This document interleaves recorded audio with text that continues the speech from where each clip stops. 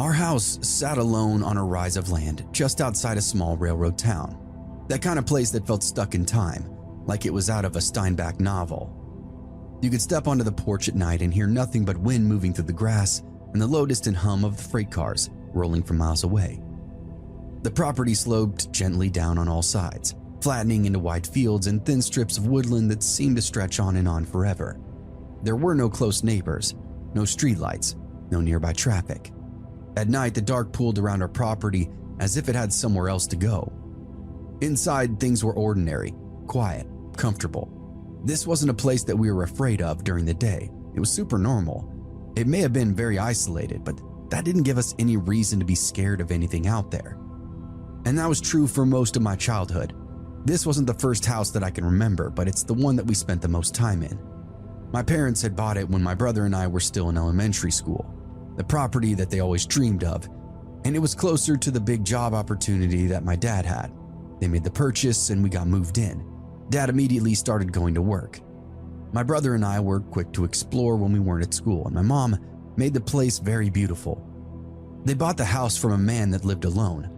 I don't remember specifically a lot about that guy, but I remember meeting him once or twice. He seemed nice, normal-looking guy, thin hair, thin frame, polo shirt and slacks. He said he was cashing in on the real estate market and also moving for some kind of job opportunity himself. He spent some time showing them upgrades he'd made to the house while they went through the motions of the deal, and this was mostly a private sell. And then one day, the house was ours, and I never saw that previous owner again. He was packed up and moved on, living his new life. I vaguely remember him not having a lot of stuff, or maybe he'd already moved most of it. Things were incredibly normal the entire time during the deal and after.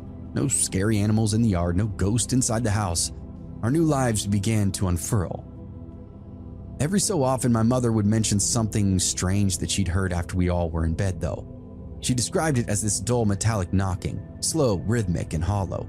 Not loud or frantic or anything, just this steady, irregular sound that seemed to come from somewhere beneath the bedroom, beneath the house itself. She said she heard it most in the morning, just after Dad left for work, and when we were still sleeping before school. She said she could also hear it around midday, sometimes when she was home alone. She, like anyone else, would assume it was the plumbing, maybe an old pipe shifting, perhaps the furnace cycling on and off. Houses make noises, you know, especially at odd hours. They settle, breathe, adjust to the weather outside. They expand and contract with the temperature changing. It's wood and metal groaning, nothing more. But this didn't sound anything like that. It wasn't a bang or a knocking pipe. It wasn't a creak or a groan. This was the unmistakable sound of metal striking metal, and it was well below the house. It wasn't something she heard beneath the flooring when she was laying in bed, head pressed to the pillow. It sounded like it was escaping from the center of the earth. Again and again, she told herself it was nothing, told herself it had to be something mechanical, perhaps even an echo from the distant train tracks, reverbing through an underground chasm. Eventually, after enough nights of listening to it, she taught herself to just ignore it. For that entire first year, she was the only one who ever mentioned hearing anything of the sort. My brother and I were hard sleepers, the way young kids do. Our rooms were on the opposite side of the house, and whatever lived below my parents' room never seemed to wander too far. If it made noise anywhere else, we would have noticed. The nights passed, the seasons changed, the knocking faded into a story that she would only occasionally bring up, half joking and half unsettled. Until the night that I actually ended up hearing it myself. I was older then, old enough to stay up late on my own and keep my own curiosities. The house was dead silent, no television, no taps on, no other machines running, not even a touch of wind beyond the exterior of the house. It was unmistakable inside that kind of vacuum. It was faint at first, so faint that I would almost dismiss it any other time. A dull, distant talk. I held my breath, reminded immediately of every story, every other sound my mother had described. This was exactly what she'd been talking about. A second knock would follow, slightly louder, hollow yet flat at the same time, and it continued on. The sound came from beneath the floor, not from the basement, not from the crawl space. It felt deeper than that, as though it were coming from the very crust of the earth. I lay there frozen, pulse thudding in my ears, waiting for a mole man to explode through the floor of my bedroom. Another knock came, then another, each spaced far enough apart that I found myself counting the seconds between them. 10, 12, 15. It reminded me of some kind of pipe work, like there was a plumber working on something well below the foundation of the house. I got out of bed and padded down the hall to my mother's room. I didn't knock, just pushed the door open and stood there in the dark until they began to stir. "I hear it," I whispered, and both my parents sat up slowly listening themselves. And so we all lay there together for nearly an hour, nobody speaking, just counting those soft, patient taps rising up from beneath the house. There were other sounds too, and my mom casually explained each one. A line of identical taps. She would nod. "I used to hear that one a lot." Bang, bang, bang. Slow and metered out. She would nod again. "That's the most common one I hear." A different sound, like something being stretched or open, but still the sound of metal. She described it as tearing. She said she heard that one the least often, almost never over the last couple of years. After that night, we didn't joke about it anymore. Dad was ready to call the cops, but he didn't know what to tell them. We also began to notice other things over the next couple of months. We did in fact think the house was haunted. Footsteps sometimes, slow creepy pacing that echoed faintly up through the floorboards, far away and distant, never close enough to pinpoint or to follow. A soft slide of something shifting against the wood, like something being rolled up. A dry cough that didn't belong to anybody inside the house. Sometimes even a sneeze, sharp and sudden, clean cut through the stillness of the night. Each time, whoever heard it assumed it was somebody else. My brother would think it was me. I thought it was my parents. My parents would assume it was one of us. It wasn't until we began hearing things while completely alone that pieces started to rearrange themselves. I distinctly remember being home alone, no question about it, when I heard that same metal clanging, followed by a pause, then a grunt, then more clanging. My parents were gone, my brother was out riding his bike, and yet it sounded like there was somebody hard at work just beneath my feet. One afternoon, my mother was home by herself, holding the laundry in the living room. The house was quiet, the air was heavy with heat, and she bent down to gather up and pile some clothes. She heard footsteps cross the office floor above her, slow and careful steps, navigating the interior of the home. She called my name. She got no answer. She called my brother's name. Still nothing. She stood there listening as the footsteps moved down the hallway, paused, and then faded away. That evening when she told us about it, everybody was dead quiet. We'd been waiting for something like this to happen. My brother and I had both been at school. My father was at work. And she knew that, but wanted us all to be aware that there may in fact be somebody coming in and out of our house. Dad wanted to call the police again. My mother actually agreed, and she said that she in fact would have had she actually seen a person in the house at the time. Until they actually had evidence of some kind, calling the cops would just make them look crazy. That was the first time we admitted out loud that there was something truly bizarre happening inside our home. No more delusions about train echoes through the underground cave networks. There was something going on that had some form of an explanation, something that was more than likely human. Once that idea took root, the house seemed to go dormant, as though whatever lived beneath us finally realized that it was in fact being heard.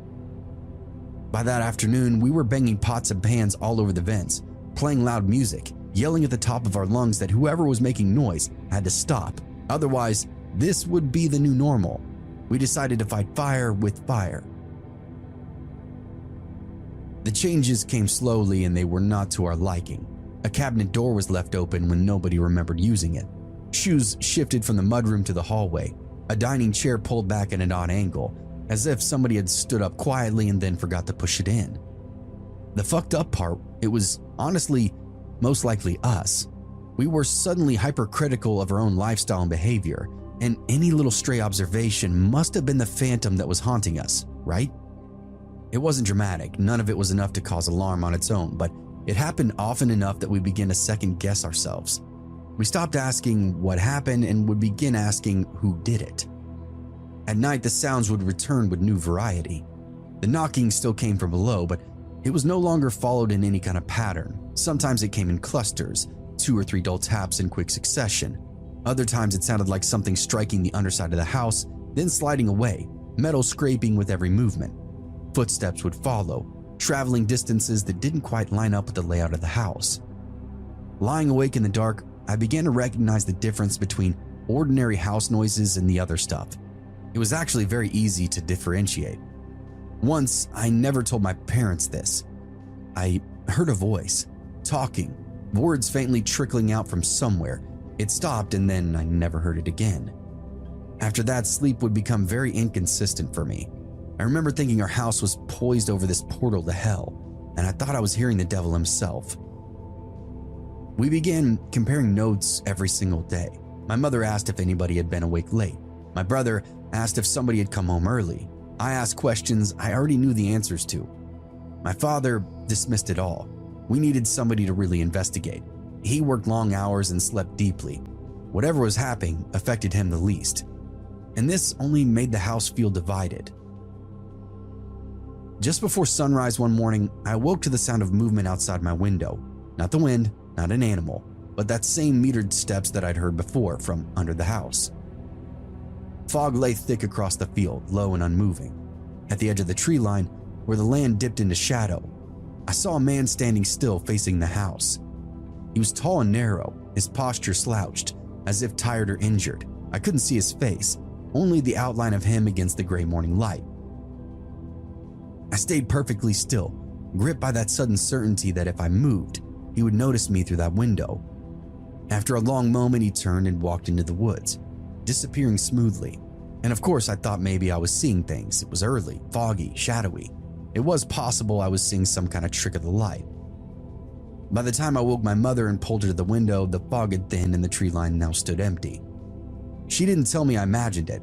She looked spooked herself, ready to load us up and leave the property if needed. Later that day, my brother would admit that he'd seen somebody on the property as well, early in the morning. He hadn't said anything at the time and assumed it was a hunter or somebody just cutting through our land. After that, we did not feel as isolated. My dad actually did make a call to the police. They looked around the edge of the property and didn't find much, even poked around the footings of the house.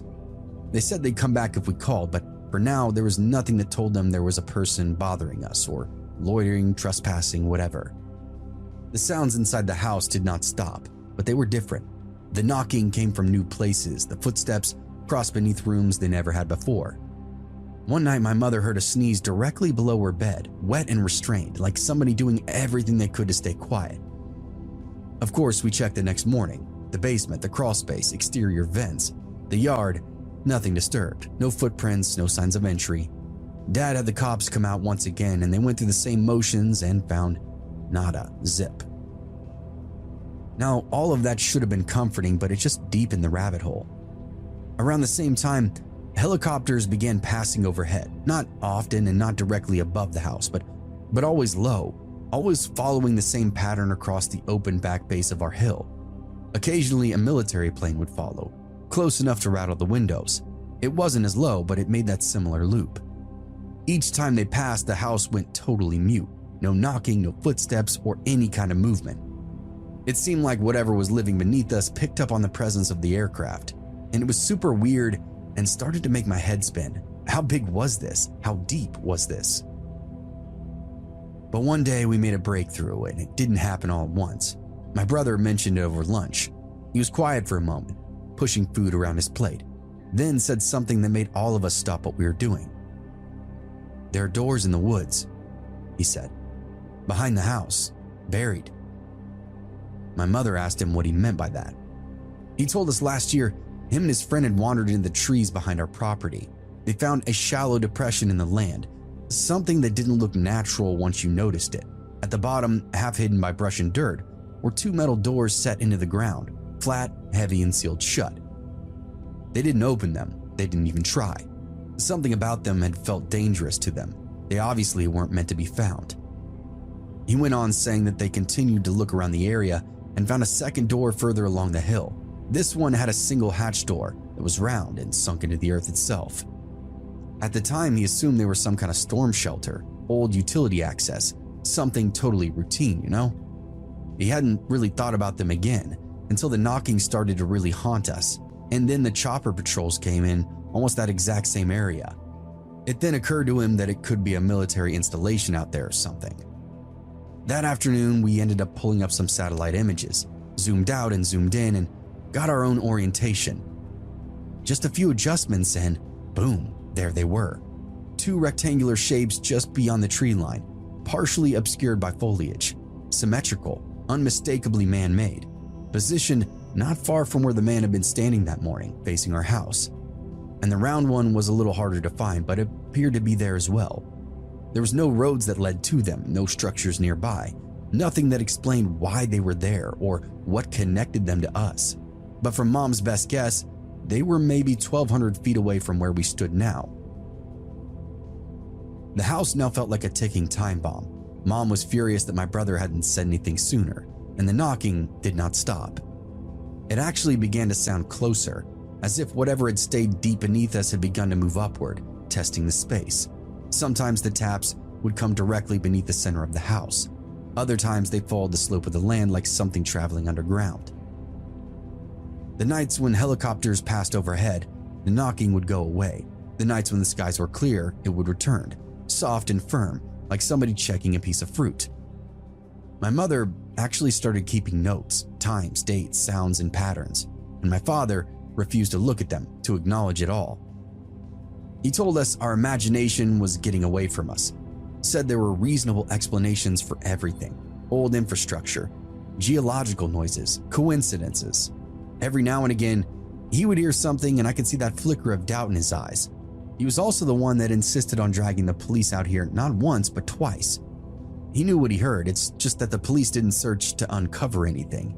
And for a simple man like my father, that was enough. That was all the answers that he needed.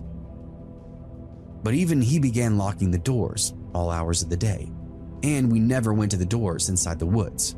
It honestly felt like crossing a line that we couldn't uncross. It felt unholy.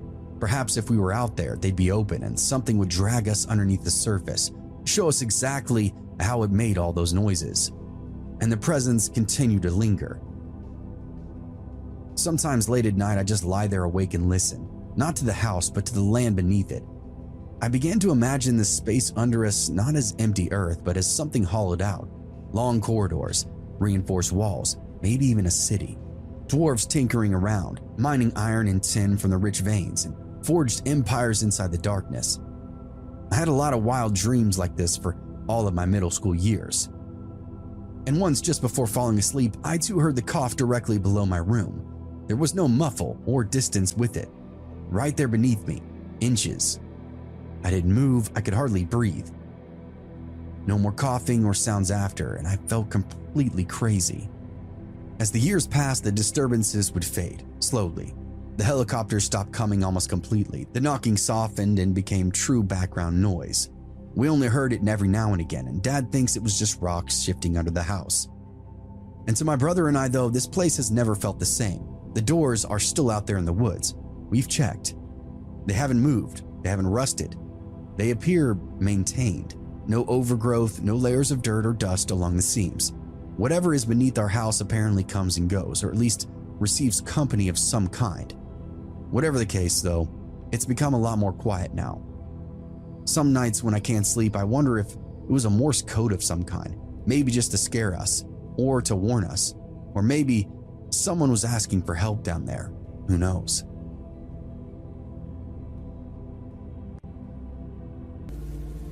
This happened in June near Asheville, North Carolina, along the Appalachian Trail.